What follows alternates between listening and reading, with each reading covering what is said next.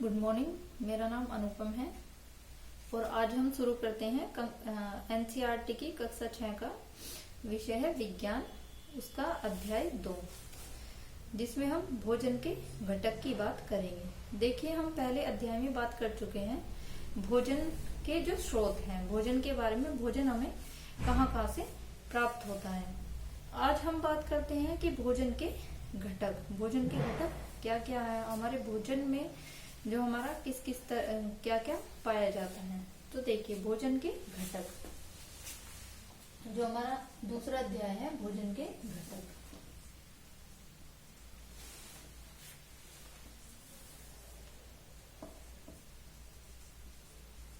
भोजन के घटक, तो हम भोजन के घटक, भोजन के घटक से हम क्या समझते हैं।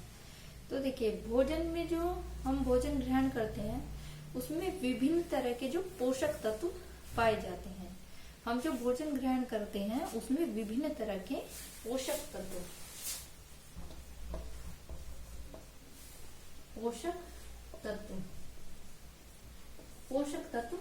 पाए जाते हैं।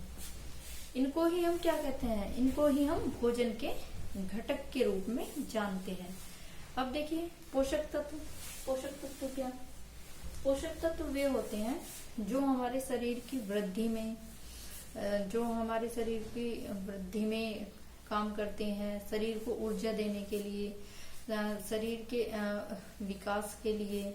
तो इस तरह से रोगों से जो बचाने के लिए, इस तरह के जो हमारे तत्व होते हैं उनको हम पोषक तत्व कहते हैं। तो देखिए, पोषक तत्व क्या क्या होते हैं, किस किस तरह के होते हैं, तो उनके बारे में हम बात करते हैं। जैसे हम पोषक तत्व के रूप में देखिए, हम कार्बोहाइड्रेट को ले सकते हैं, वसा, प्रोटीन और हमारा विटामिन और हमारा खनिज लवण हो गए, और जो हमारा रेशे होते हैं तो उनको हम पोषक तत्व के लिए जान सकते हैं। तो आइए, सबसे पहले हम बात करते हैं पोषक तत्व में कार्बोहाइड्रेट की। देखिए, कार्बोहाइड्रेट, सबसे पहले बात करते हैं कार्बोहाइड्रेट।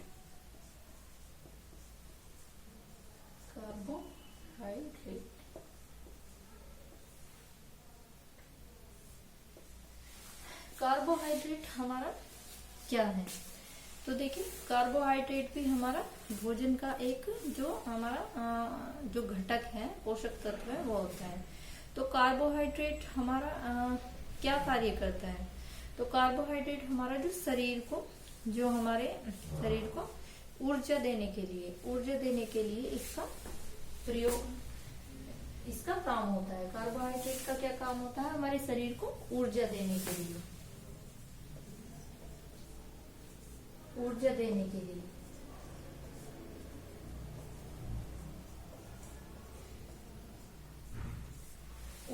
के लिए हम जो इस्तेमाल करते हैं वो कार्बोहाइड्रेट का करते हैं। अब देखिए, कार्बोहाइड्रेट जो है हमारा किस किस में पाया जाता है, कौन कौन से ऐसे खाने वाले हमारे जो सामग्री है जिसमें हम कार्बोहाइड्रेट। तो देखिए, कार्बोहाइड्रेट जो हमारा चावल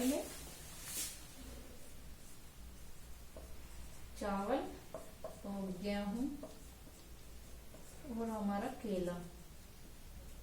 तो चावल, गेहूं, केला, तो इसमें हमारा क्या है, हमारा कार्बोहाइड्रेट पाया जाता है जो हमारे शरीर को तुरंत ऊर्जा देते हैं। तो उसे हम क्या कहते हैं, कार्बोहाइड्रेट। आइए, अब बात करते हैं हम कार्बोहाइड्रेट के बाद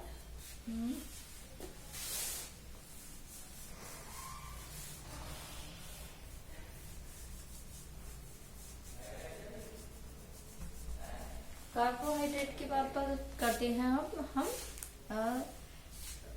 जो हमारे प्रोटीन होता है, प्रोटीन की।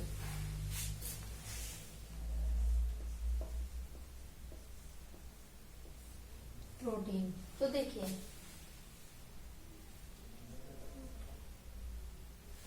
प्रोटीन, कार्बोहाइड्रेट की बात करते हैं हम प्रोटीन की। अब प्रोटीन क्या है? प्रोटीन हमें किस किस चीजों से प्राप्त होता है?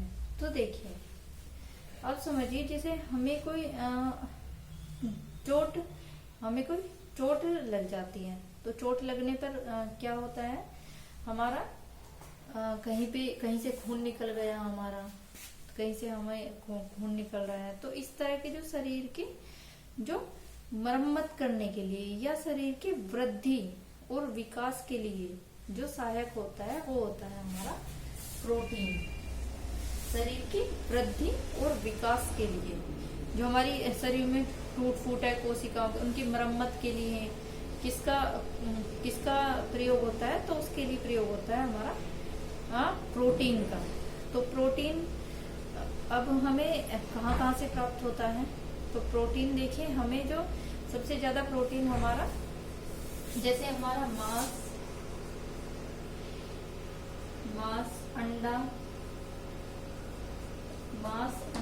और हमारी सोयाबीन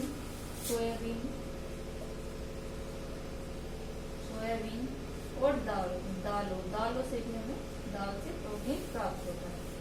तो हमने कौन कौन से घटक देखिए, सबसे पहले हमने देखा कार्बोहाइड्रेट और फिर हमने देखा प्रोटीन। तो जैसे कार्बोहाइड्रेट का कार्य क्या था, ऊर्जा देने के लिए, ऐसे ही प्रोटीन का क्या कार्य होता है, शरीर को की वृद्धि और विकास के लिए हम प्रोटीन को जाना जाता है। आइए अब हम बात करते हैं जो हमारा पोषक तत्व का हमारा तीसरा घटक है उसके बारे में।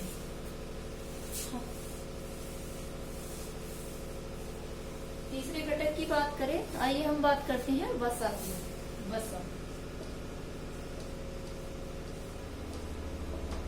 अब वसा का क्या कार्य होता है, तो देखिए शरीर में जो वसा का कार्य होता है वो होता है ऊर्जा देने के लिए।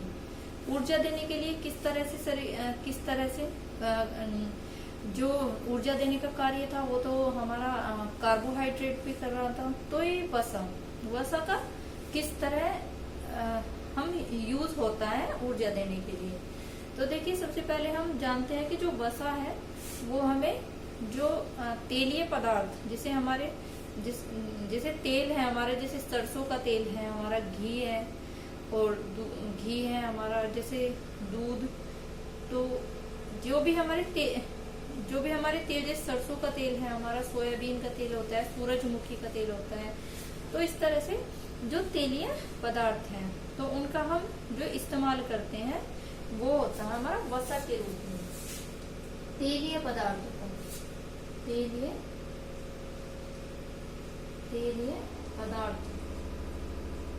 जो तेलीय पदार्थ है वो हमारे वसा के रूप में शरीर में संचित होते हैं। अब देखिए अभी हमने बताया था कि कार्बोहाइड्रेट का भी जो यूज होता है वो ऊर्जा देने के लिए होता है और वसा का भी। तो वसा का यूज किस तरह से होता है, तो वसा का जो यूज है वो जो भविष्य के लिए ऊर्जा को संचित रखता है, भविष्य के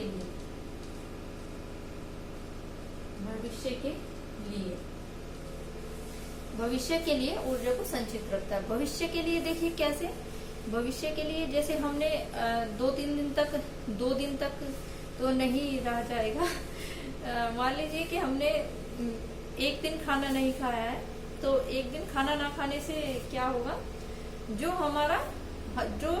हमारा जब हम खाना नहीं खा रहे होंगे तो जब जो हमारे शरीर को ऊर्जा प्रदान करेगा तो वो किसका कार्य होता है, वो कार्य होता है हमारा वसा का। तो यही कार्य है वसा का। जब हमने कोई भोजन ग्रहण ना करा हो तो तब हमारे शरीर को ऊर्जा कौन देगा, तब हमारे शरीर को जो ऊर्जा देगा वो देगी वसा, जो हमारे एक बॉडी में जो संचित रहती है। देखिए जब वसा शरीर में ज्यादा बढ़ जाती है, मान लीजिए कोई ज्यादा ही हमारा जो तेलीय पदार्थ है वो खाता है, मान लीजिए कोई रोज समोसे, ब्रेड पकोड़ा इस तरह की चीजें खा रहा है, तो हमारा उसमें क्या होगा, तो हमारे शरीर में फिर जो वसा का स्तर है वो बढ़ जाएगा, और वो जो वसा का स्तर बढ़ेगा वो ही हमारा मोटापे का रूप ले लेता है। तो वसा के ज्यादा बढ़ने से क्या होता है, जो मोटापा बढ़ जाता है, जो स्वास्थ्य के लिए हानिकारक होता है। आइए अब हमने बात की कार्बोहाइड्रेट, प्रोटीन, वसा अब हम बात करते हैं कुछ विटामिन्स की।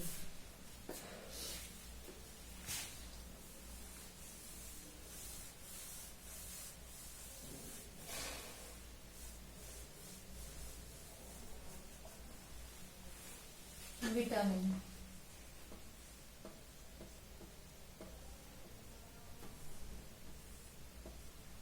अब देखिए विटामिन क्या होता है। तो विटामिन का हमारा क्या क्या कार्य है। देखिए अभी हमने बात की कार्बोहाइड्रेट ऊर्जा देने के लिए, प्रोटीन हमारा क्या विकास और वृद्धि के लिए, और वसा क्या हमारे जो ऊर्जा को संचित रखने के लिए शरीर में। और अब हम बात करते हैं देखिए विटामिन की। तो विटामिन का हमारा क्या कार्य होता है। विटामिन का हमारा जो शरीर में कार्य होता है वो होता है रोगों से जो लड़ने की क्षमता को शक्ति प्रदान करता है। वो हमारा कौन करता है, वो करता है हमारा विटामिन।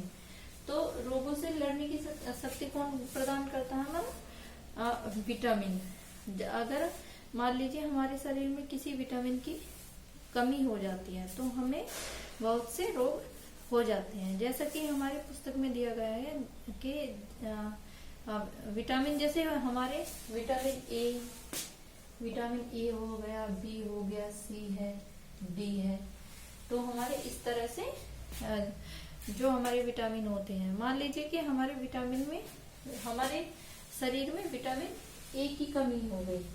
तो विटामिन ए की कमी होने से क्या होगा, हम विटामिन ए की कमी से हमें एक रोग हो जाता है जिसको हम बोलते हैं रतौंधी जो आंखों से संबंधित होता है हमारा।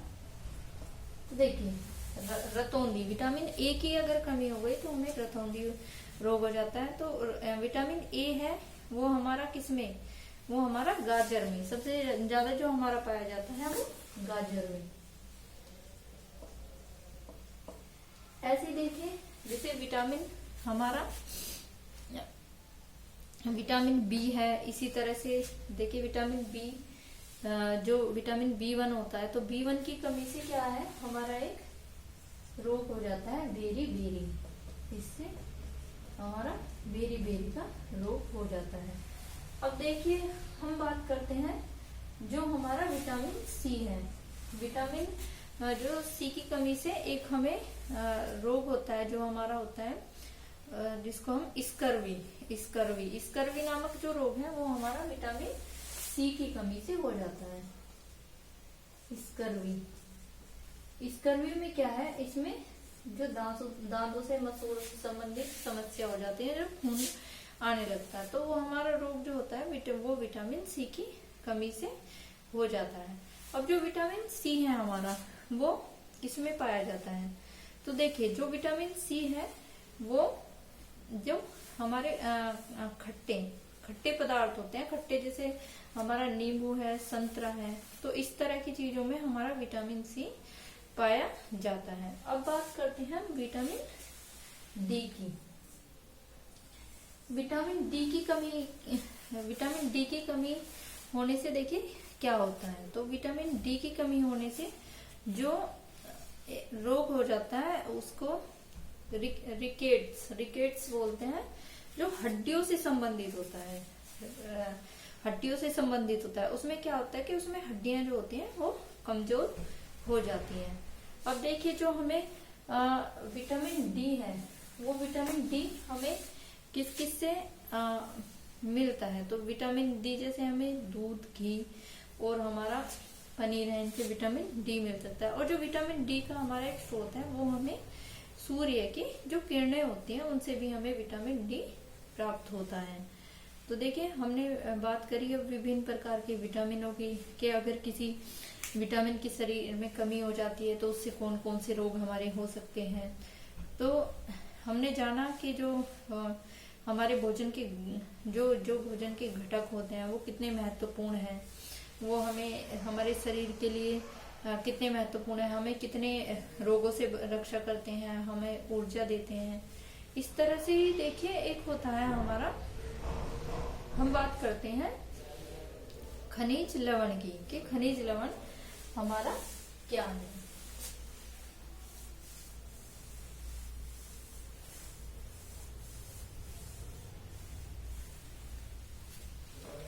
लवण।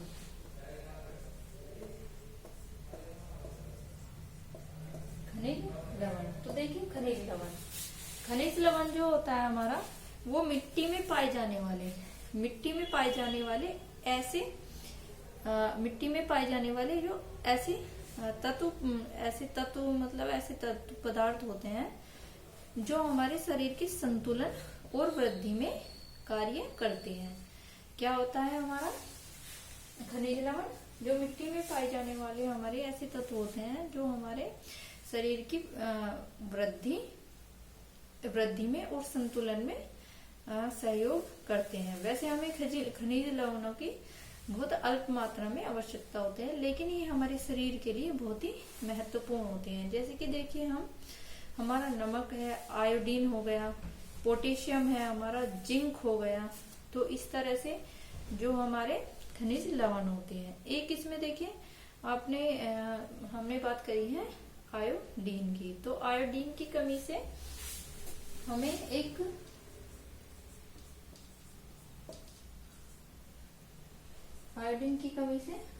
एक रोग हो जाता है जिसको हम बोलते हैं घेंगा रोग। जो हमारे जो गले वाली जो ग्रंथि होती है उसमें सूजन आ जाती है, तो उसे हम क्या बोलते हैं? उसे हम घेंगा रोग बोलते हैं। तो देखिए खनिज लवण भी हमारे लिए कितने महत्वपूर्ण है। चाहे इनकी अल्प मात्रा में ही आवश्यकता पड़ती है, लेकिन अगर ये भी नहीं होंगे तो हमें विभिन्न प्रकार के रोग हो सकते हैं।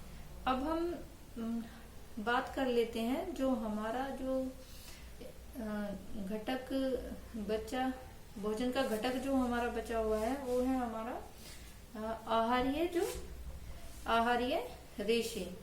रेशे होते हैं। उनका भोजन में क्या कार्य होता है, वो किस तरह से हमारे शरीर के लिए महत्वपूर्ण होते हैं। तो आइए बात करते हैं आहारीय रेशों की। देखिए